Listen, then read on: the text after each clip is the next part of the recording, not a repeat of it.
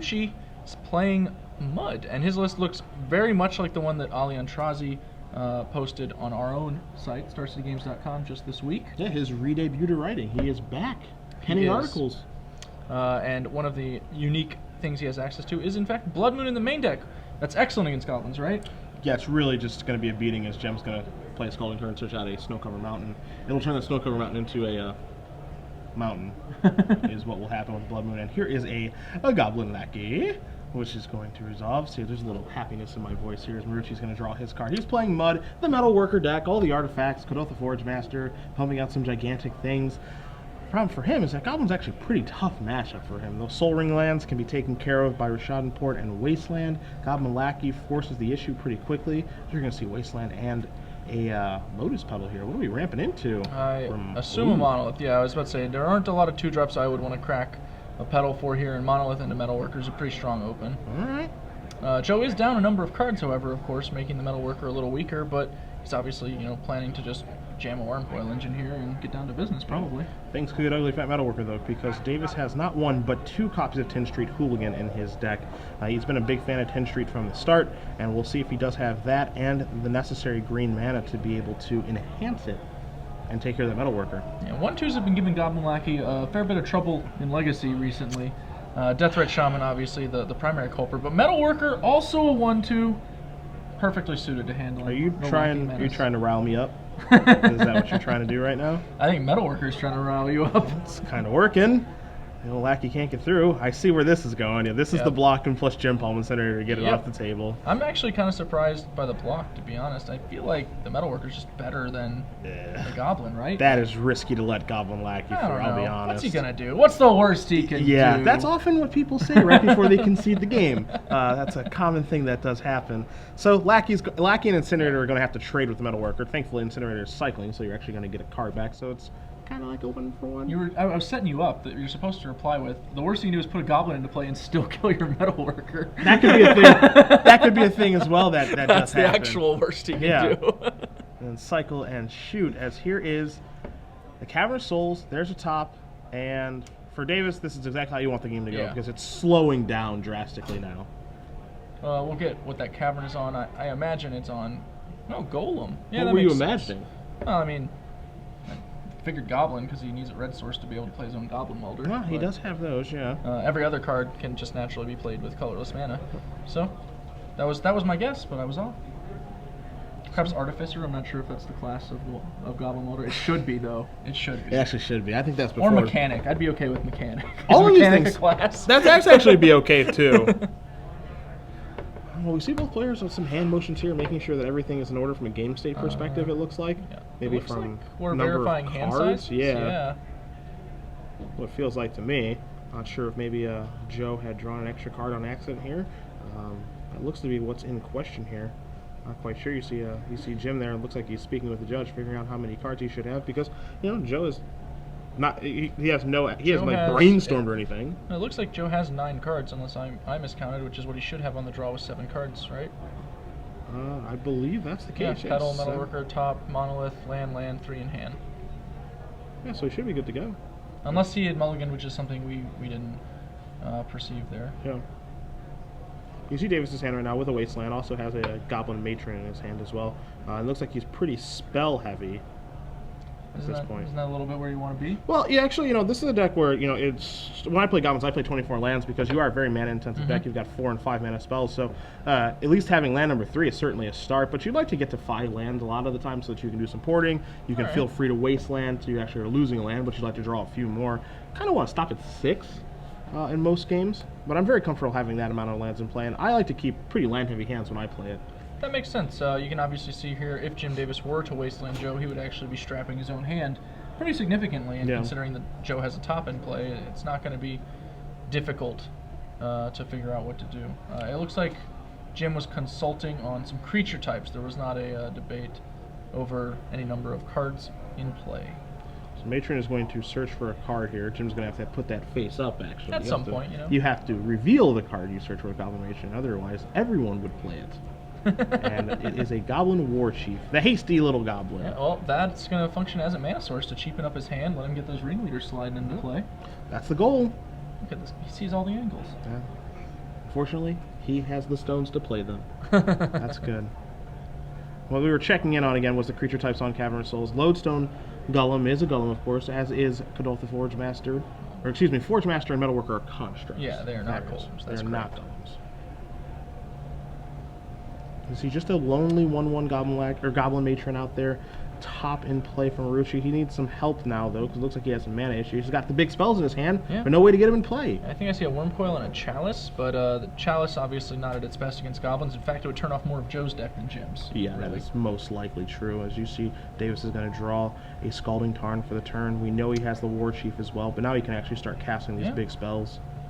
So I imagine, now that you see what you're up against, you probably fetch the Tiger, right? I mean, there is a Wasteland in play for Marucci, but if he Wastelands the Tiger, you're pretty happy about that. Yeah, I think that's a totally fine trade for us. I suppose if you're particularly intent, you can wait, but I don't know. Davis could just go Wastelanding here on his own, just taking care of that Wasteland. That's true, too. Yeah. He could just Wasteland the Wasteland. He does not have a non-basic for Joe to fire back on, and then he just goes back to his original plan. Play Goblin, War Chief, attack, play a Ringleader next turn. Mm-hmm. It's a totally fine line. Makes a lot of sense, actually. So let's see exactly what Davis is going to do. He's going to start by fetching. Well, I guess that means we're not going to be wasting. That seems to imply, okay, he's going to go for a mountain. Not going to present his Taiga just yet. And he'll be casting, I assume, Goblin Ringleader, given the need for the 4th land there. Yeah, he's got a couple of options there, as you did mention, because he could play War Chief. Looks like he's going to play War Chief and then Wasteland him. Okay. If that was the case, I kind of like the line that you were basically suggesting, which is you Wasteland the Wasteland, and then you actually search for the Taiga. Taiga, sure. Yeah. Yeah, I like that line. Although, to be fair, if you put a War Chief into play, you can no longer Tin Street Hooligan with Tiger, right? This is true, yes. Yeah, so that's also a concern. And he does waste after Joe tops. He can obviously top again, but he already topped, so I don't imagine he's spin it all day. Change it. Yeah. Knowing how to Wasteland or port against top is actually a fine art. Yes, it is. For those who have never had the pleasure of figuring it out. Basically, if your opponent has used a top and not yet drawn a card, that's the time. Yeah. Picking and choosing and bobbing and weaving and stuff like that. It's interesting because top isn't as prevalent now as it has been in the past in Legacy, because counterbalance decks and with Sensei's Divine Top haven't really been that much of a thing recently because of Abrupt Decay and Jund decks and Bug decks like Shardless Bugs. So we don't really see the Miracles decks anymore. I think when we go to the West Coast, I think Joe the Set will have something to say about that. Yeah, probably. Yeah. But for right now, we've seen a lot of people stray away from Sensei's Divine Top decks. Joe hits another land, a City of Traders. Might give him a little bit of hope. Now he can, perhaps find another land to be able to untap his Grim Monolith, which will actually net him a mana even though he loses the City of Traders. Or he might just be able to actually cast a spell, which would be a unique change of pace for his past couple turns. So 2 mana here, so there is that top again. Yeah. You see Marucci going through his hand a little bit here. He's got that Chalice of the Void, but as you mentioned, not the best time to go about casting that. Does have a mana floating. He has a Lightning Greaves in his hand as well. He could go ahead and deploy that, or he could just use his top. Yeah, that's what he's going to do. See a Blood Moon there among the cards. Perfect. Yeah. Gotta pass the turn back. So Davis, under no duress here, as he was able to just take care of the Metalworker, and it does beg the question, not if he was supposed to let the Lackey through, but Davis did have the Incinerator, was going to be able to put a Goblin in play, so it was a damned if you do, damned if you don't situation for Marucci earlier. I think it was more of a damned if you do, really damned if you don't. Sure. Yeah, hard to argue otherwise. Here's a Skirt Prospector. There's a Mogwar Marshal. So Goblin many. going to come into play. I wonder if it's me. No! I can't. Not you at all. I don't even know what that is. I don't get any camera time That's ever. a Mega Man card, isn't it? Well, I mean, that's like a little you, right? I love Mega Man. What's it going to take? Oh, yeah. Yeah, get that thing out of here. Jim consenting to the official token. Hold on. It sounds No like. way. I had nothing to do with this. I swear, I had nothing to do with this, Jim. It's definitely not expressly in Cedric's contract. It's not me. It's not. I'm just here commentating on the match. He could have chosen Eric Smith. Line 5, paragraph 4. Look, I got a really good lawyer. Right? I'm a really, really good lawyer. It's not my fault. So you see, Jim is going to. He might do some sacrificing here with the Muggle War Marshal, because with Prospector and War Marshal, you're actually able to generate some mana. So you see him doing some math here. Yeah, could deploy a ringleader by throwing away a couple goblins. You'd have to throw a War Marshal, its token, and one more guy away, thanks to the cost reduction on Goblin War Chief. But that's a little aggro. I don't know. Yeah, I don't know if that's necessary. I mean, the War Chief's going to it's going to cost. Excuse me, the ringleader's going to cost 3 mana. So what he's going to do is he can sacrifice the token.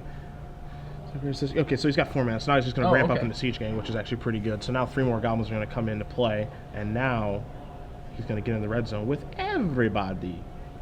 That's a lot. That's a lot of creatures, yeah. Siege Gang. So we're going to 2, 4, 5, 6, 7, 8, 9 damage. You're going to put Marucci down to 8. So 2-turn clock. And yeah, I think you see Jim doing the math on if he can sacrifice some goblins with the Prospector and shoot him with the Siege Gang, but it's not going to be enough this turn. So Marucci is facing lethal next turn. It's an intimidating board. Only took him, what, like 7 turns? I don't know. That's how we like it. It's a slow grind. It's the slow knife, Glenn, that cuts the deepest. That's what I hear. Wait, wasn't that what the bad guy said and then their knife failed? I feel like that's actually just it's the only bad part from The Dark Knight Returns, unfortunately.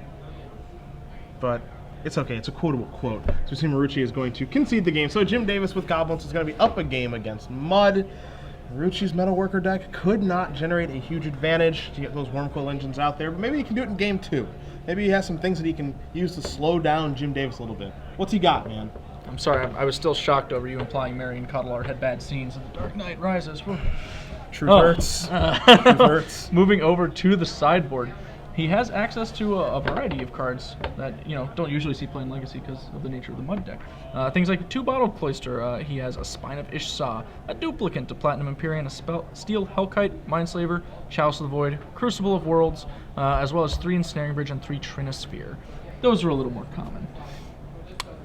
He's probably going to be looking to bring in, I imagine, the bridges, or a reasonable form of defense, although as you saw in that game, the fact that he got mana strapped actually meant an Ensnaring Bridge would have been horrible. It wouldn't have stopped anything. And Goblins has a lot of 1/1, so you can definitely get through an Ensnaring Bridge unless the opponent's already firing on their mana. So that kind of does open him up to being weakened in a very similar way. He has, Platinum Empyrean, that can obviously be destroyed by Tin Street Hooligan.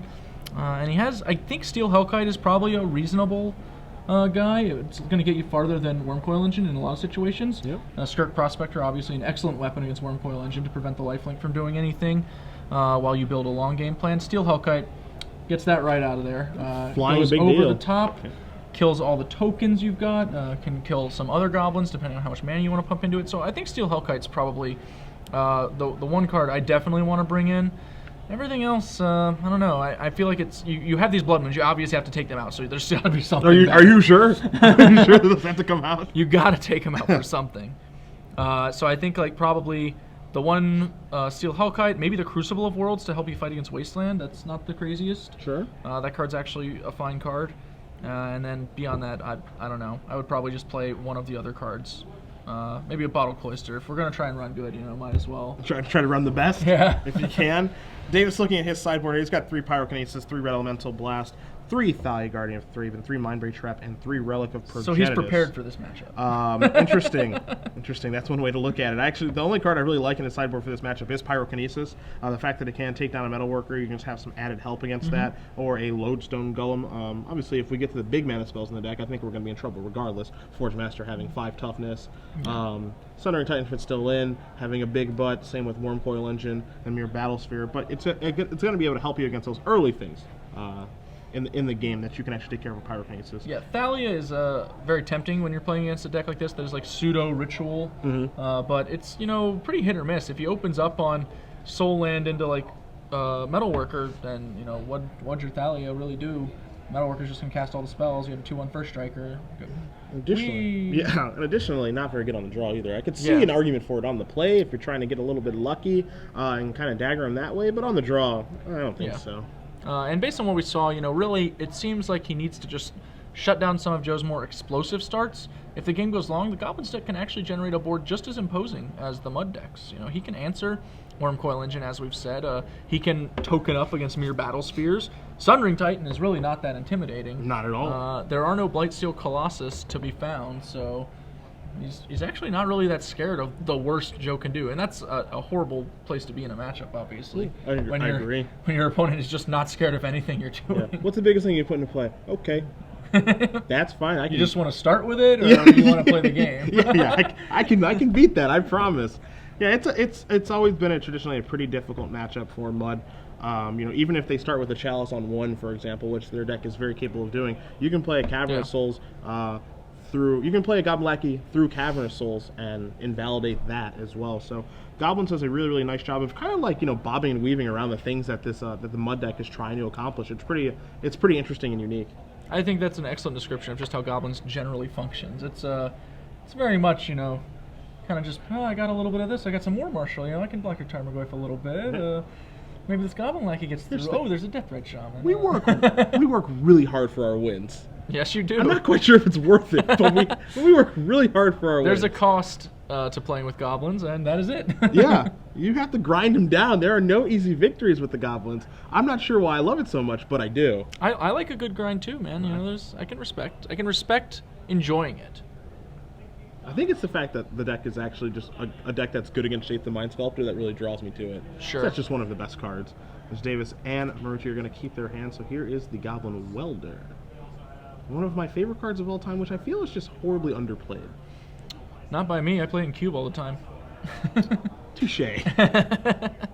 Goblin Welder with an artifact land to start, worth noting. Joe has, you know, immediate access to being able to replace an artifact should he play one that gets destroyed quickly by Jim. Say he goes into turn 2 Metalworker. Goblin Welder's just going to ensure that guy sticks around. You see a Arid Mesa going to search out a snow-covered mountain there for Davis. Looks like he does have another turn 1 Goblin Lackey hand. Also caught a Pyrokinesis over there as well. So if Marucci decides to deploy a Metalworker here, it could be Blowout City. That would be sad for Joe. So let's see what Marucci's going to do on turn 2. I think I see an Ancient Tomb, two Ancient Tombs, and a Great Furnace. What else we got? Cold Oath of Forge Masters up in there? I think I see a Blood Moon. That's bold. Yikes. Maybe Joe came to the same conclusion as us that most of these cards are bad and he'd rather just turn off Rishadenport than sideboard in something that's going to be pretty mediocre. I see him playing an Ancient Tomb and just passing the turn back here. So Jim is going to untap, take a draw step. He finds an Aether Vial. Right on time. Absolutely. Not always there when you call, but always on time. Jim also has access to a Wasteland, so this is going to be a pretty good turn for him, I imagine. He can attack and see what Joe wants to do. I'm not averse to it. Or he can just like waste Vial and continue to sit back. I like just he's going to cast Vial. I like casting Pyrokinesis here too. You like just getting him? Yeah, I mean I think he might have a Ringleader or something. He's just going to pass the turn back though. Maybe he's not in a big rush. Yeah, if he had a Ringleader, I think the Pyrokinesis becomes much more defensible. If he doesn't, then it's obviously a little more suspect. So you see Joe drawing his card for the turn, his Ancient Tomb taken care of by Davis's Wasteland. Just got a little Welder, but nothing really going with it just yet. There's a Great Furnace. Yeah, Joe not willing to expose his second Soul Land to another Wasteland or Rishadenport. Knows he's going to need it to jump the curve at a later point. Davis going to take his Vial up to 1, draws Rishadenport for the turn. Jim's not really doing much, but he's actually creating pressure through the Aether Vial. Even if he just, you know, continues to disrupt the mana with Rishadenport and sit back, the Aether Vial is itself creating pressure, much like a control deck does by making land drops. You know, like every time a Sphinx's Revelation deck plays another land, like that's a form of pressure. They're just moving towards an endgame. Aether Vial, it's the exact same thing. Yeah, the longer you go, the happier you are, especially when you're playing Goblins. As that Vial starts to tick up, you start to generate a huge advantage. You said pressure is a good way to look at it. It's just a unique way of doing it. A lot of people think of pressure as, I'm being beaten down by Curdius and Wild Nicoddles. There are different forms of pressure depending on the deck that you're playing against. This is how Goblins, again, kind of does it. It's just unique in the way that it accomplishes the things that it does. So you see Davis is going to kind of take his time here. He's not sure if he's going to play a port. He's got a War Marshal in his hand, but he also has Pyrokinesis. He's trying to figure if he should pull the trigger on the Pyrokinesis or not. Yeah, he appears tempted now that Joe's not really doing anything to just go for it. Obviously, you know, if he'd set up the Lackey with the Matron, I believe he has in his hand last turn, he could have searched up a Ringleader, and then this turn he could be swinging and putting a Ringleader into play.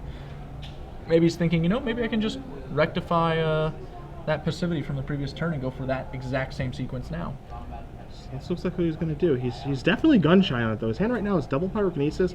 I believe his hand is double Pyrokinesis, Mogg War Marshal, Goblin Matron, and then those lands, Rashad and Port and Taiga.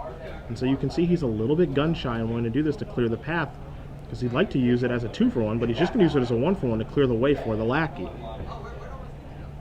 Well, it actually is a 2-for-1, but the wrong way. Oh, sure. Yep. Oh, numbers. He will gain a significant amount of tempo through the Goblin Lackey slipping in a Matron, and he'll also have a port to lock down Joe's land. He already knows Joe can't play a spell with 2 mana because he just didn't. Yep. So unless Joe has a soul land, the port will lock Joe out of, theoretically, his next turn as well. And even if he does have a soul land, what's the worst thing that could happen? So Matron's going to come into play, Trigger is going to resolve, and Davis is going to search for a Goblin card. The question is, which Goblin card is he going to search for? Is he going to go Ringleading? Is he going to look for Siege Gang Commander? Is it time to maybe look for a Tin Street Hooligan? Maybe even a Goblin War Chief? That's the question. Typically Ringleader. Yeah, it looks like he's going to Ringlead, and that also plays in with the Pyrokinesis he has. You know, if a Metalworker lands on the next turn through a soul land, he'd want to be able to handle that. Yeah. So there is the Goblin Ringleader to Davis's grip. And passing the turn back. Port on the upkeep. Gonna take care of the Great Furnace. Yeah. My favorite land of all time. Great Furnace is your favorite land? No, close. Very close. Yeah, Rashadan Port is a heck of a land. It's actually like playing with it in Cube. I seem to say it a lot with all these cards. But Rashadan Port in Cube will teach you some fine lessons about how to evaluate mana. There is a Blood Moon. Davis is going to look at his hand and say, that is fine. Well, it turns off his Taiga. That's true. So it's going to turn off Tin. Yeah, it's going to turn off Tin Street. Your favorite land, gone forever. Rude. Don't find that to be necessary. It's too bad. My favorite creature, one of them, still alive. Goblin Lackey. Yeah, he's still out there. He's still rolling. Davis going to draw a card. It's a Plateau. It's a mountain, actually. Yep. 2 white bordered mountains in Jim Davis' hand, alongside a Goblin Ringleader and a Pyrokinesis. Yep, it's about that time. Red zone. In comes the Lackey. In comes the Matron. Marucci down to 15. Trigger. How about another trigger? And a 1, a 2, a 3, and a 4. 2 Mogg War Marshals and a Ringleader. Cavern Soul is going to go to the bottom of the deck. Must be nice to hit with the Ringleader. Last 2 times I've done it, I went 0 for 4. I recall seeing some of those times. I believe you were broadcasting them publicly on the internet. Yep. A touch frustrating. Oh, you didn't let it show much. I never do. Here is a Mogg War Marshal. Trigger is going to occur. 1/1 Goblin going to come into play. Hello, everybody. I'm on the battlefield. Oh, that's a Cedric Phillips token. I see. We need to get you a token. What would you be? What can we get you? I don't know what I would be. I don't know. We need you out there on the field of battle more often, Glenn, I think. As Davis is going to pass the turn back over here to Marucci. Marucci has some serious catching up to do. There's a buried ruin. I believe it's buried ruin. Yeah, it's a buried ruin. Actually, it's a mountain. Yeah. So it's been a long time since I've been buried ruin. There's a Lotus Petal now. So we got 5 mana. What are we working our way up to? It's Godot the Forge Master. And we're going to take a look at that. And we're going to do it with Jim. We'll bring it up on the screen for you guys because this is basically like a walking tinker. What's the best way to describe this? I think that's a good job. It is a walking tinker. You sacrifice 3 artifacts. You can sack the Forge Master, but you don't have to. Yeah. And you search your deck for any artifact card and just put it onto the battlefield. Note that the Blood Moon may make the Great Furnaces mountains, but they're still artifacts. That's true. That's a super type. So Godot the Forge Master next turn is actually going to be capable of searching anything up, regardless of whether Joe has more artifacts to deploy or not. For Davis, he's in a little bit of trouble now because it could be a Wormcoil Engine on the horizon or something even more devastating. And he does not have a Gem Palm Incinerator. Furthermore, if he were to draw a 10 Street Hooligan, he couldn't enhance it because he does not have green mana due to the Blood Moon. So, the Echo on the Mogg War Marshal, will he pay it? I think it looks like paying it's probably fine. He can Alpha Strike here, obviously, and his Pyrokinesis can finish the job on the Forge Master should it block anything, which it's got to be pretty tempting to block, right? It's just a bunch of 1/1s. What can they do? could fall into Davis's trap. We'll see. I mean, the other issue too, or at least sort of an issue, is that if he does let everything through, the ringleader could find an answer to the Forge Master, such as Incinerator. Yep. Of course, and like Goblin Matron, a second copy of Goblin Matron, if Jim has one, would be equally threatening with the Aether Vial. But Joe doesn't really know what's going to happen until he lets it go. Well, he is going to let it all through. So you've got a Lackey trigger, which means you've got a ringleader trigger, top 4. How about a little more? Yeah, I like the choice to let it go, but obviously Joe's about to get bit. Yeah, backfire there. Gem Palm Incinerator, Goblin Matron, and a Goblin Pile Driver. So the full blowns.